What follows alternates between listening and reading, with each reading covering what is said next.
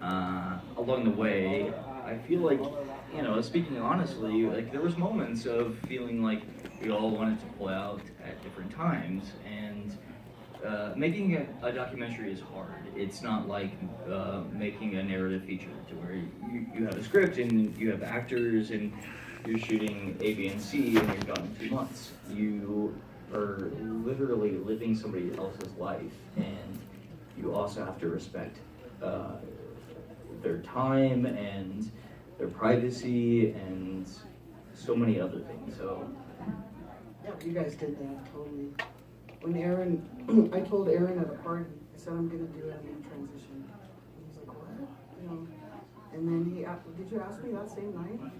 yeah, Or was yeah. it was later that night?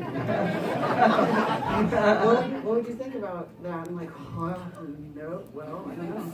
But I did it because I love her. I've known her for 12 years, and you are the first person I told when I was firmly going to do it. And I have to do it. I mean, if one person my age sees this and knows they can transition, that's why I did it.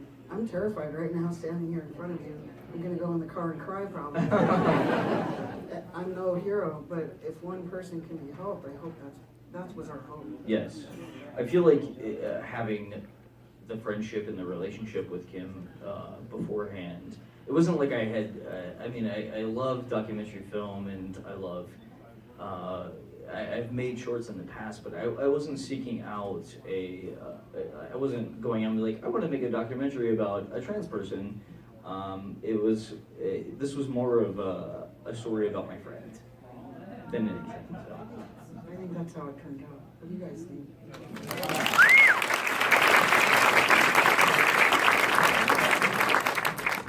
For me, this has been a great opportunity to do something meaningful. We all have day jobs, and we love our day jobs, and we love our relationships in the sort of filmmaking community, but very rarely there's an opportunity to do something that has an impact and has a meaning and has a social result that can potentially save lives, can ease angst and stress and all kinds of things. And you heard that apparently 40% suicide rate in the trans community. This film prevents one person from attempting suicide. We've done our job. And so we, in our day jobs, we never get an opportunity like this. The work that we do for a living has a shelf life of 2 weeks. It gets shown somewhere on TV and it disappears, and the new product gets released and nobody remembers anything. So this has been a really, really meaningful and honorable opportunity, and we're very proud that it happened, and extremely, extremely proud of Kim and proud of his bravery. And we didn't know if it was going to pan out, if we were going to complete. Nobody knew how this story was going to go, and it was just completely journey into the darkness, and there we are. Yeah. Yeah, I was really annoying too, so I'm glad they stuck with it. Seriously, they did everything. I can't do it that day, I can do it this day. And they're like, okay. Yeah, like I said, we all have day jobs, and we were shooting on the weekends and in free time, and which was very hard, and you're dedicating vacation time and stuff like that to, yeah, of course. But do we have any questions from the audience? I have a question. Go ahead. Yes. I have a question for you. May I take you dancing? Seriously? Yes.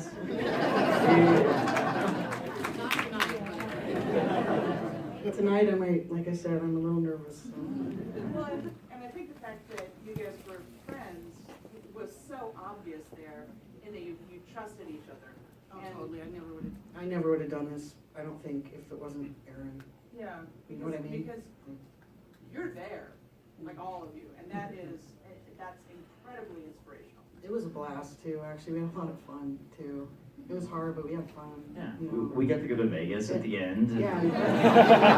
Go to Vegas. Yeah. Walking around Ballard with a camera crew, people looking at you. It's kind of cool. Famous for 1 second. I think I see something way up there. All the way in the back. Yeah, have you told your parents yet? Oh, it's always the question, isn't it? All right, so no, I have not. I know. To me, when I think about this, and I was crying yesterday about it, I feel like a coward. But what Buck said is how I feel about it. I have to walk a fine line. I love my parents so much. I hope I don't sound cavalier in the film. I love them. They are not freaky evangelicals. They're not like that. I'm terrified because I don't want to break their hearts. I was never probably the daughter that they imagined, which none of us are, whether we're trans or not, correct? I mean, so I'm very close. I'm this close. I wrote my mom an email. I didn't tell her specifics, but I'm real close. So please, I hope you guys don't think I'm a coward, but I would understand if you thought that because, but I'm doing my best and I just love my parents so much, but they're fantastic people. That's why I don't want to hurt them. If they weren't, I would just whatever. I'm sorry about all the swearing. Sorry, Vincent. Yes. Are you still going through your transition? Vincent, is that you? Vincent is my very good friend, and I am still going through it, Vincent. I don't think it ever ends really, but the physical changes have mostly stopped, I think. Well, I am getting more hair. You get a lot of hair. Yeah, I do. But yeah, Vincent, I think it's still going on, but just like you'll keep growing, right? The same thing, I think. We all keep going. Who said it? Calpurnia. Never really ends, Yeah. Yeah, up in the top corner. I just wanted to say, you asked the question about your parents, and I really appreciate it. It's really more common. I appreciate it.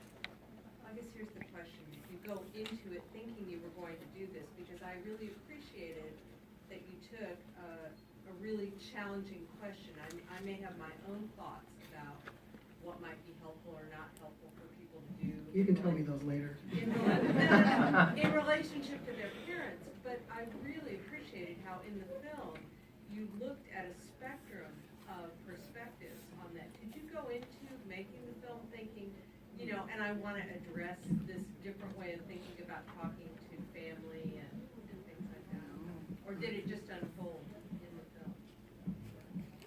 I think Is that your it's- question?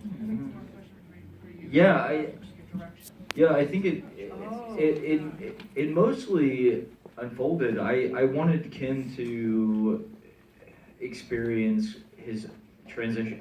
I was never like going to him saying, you should say this, Oh, yeah, no. or I wanted him to feel the most authentic and experience his own transition in a way that was truthful to him and not to the film. Yeah, But also the interviews you did with the different people who were giving different, Buck. Yes. And different people say different things, and did you go into it thinking, oh, I really want to bring that out also, or did it just happen in the course? That all just happened. I mean, all of the interviews that you got to see was a matter of circumstance. I set out to make a movie that was really about my friend, and then along the way, we really got lucky with Dan Savage and Carmen Carrera and Buck and everybody else involved. It was yeah. Yeah. thanks, Justin. I have to give an enormous props to my producer Justin King, who knows and lives in Los Angeles and knows a lot of people, and they were really into the fact that we were making a documentary about somebody transitioning. So yeah. And to follow that up a little bit, I thought it was really nice that you weren't saying, there's one way to do this. Absolutely You not. must tell your parents, or you must not tell Yeah. your parents, or you must get this or that. There's so many different avenues, and Yeah. everyone's individual. I mean, and even as a filmmaker, I learned so much of what it's like to transition, and also had to have a really close friend do that. And No, you were right there with me. You're still here. yeah, Wait. Bitching out this morning. yeah. We try to get a spectrum of opinions, and as you saw, there was a bit of contradiction in the opinions, which is very descriptive of this whole subject, that there is no right or wrong answer, and it's a dynamic field, and people have different opinions, and some people say you should say something, you shouldn't say something, you should do this and that. And that was really something we didn't want to interfere with, and we wanted to leave this open-ended ambiguity a little bit out there because yeah, this is a new subject and it needs to be discussed, and it's nice to give people an avenue to speak about it. I got one last question in the top corner. This is going to sound like it's not a serious question, but it really is. How did Samson respond to your change? Oh, my buddy. Oh, you know, that's interesting. I was thinking about it too. I was like, well, but you know, I got Samson after I had already started T. So dogs do smell your hormones. They smell everything. If I'm going to talk about it that way, he kind of knew me that way. My dog, Lady Luck, who was with me when I first started, but she passed away shortly after we started the film, unfortunately.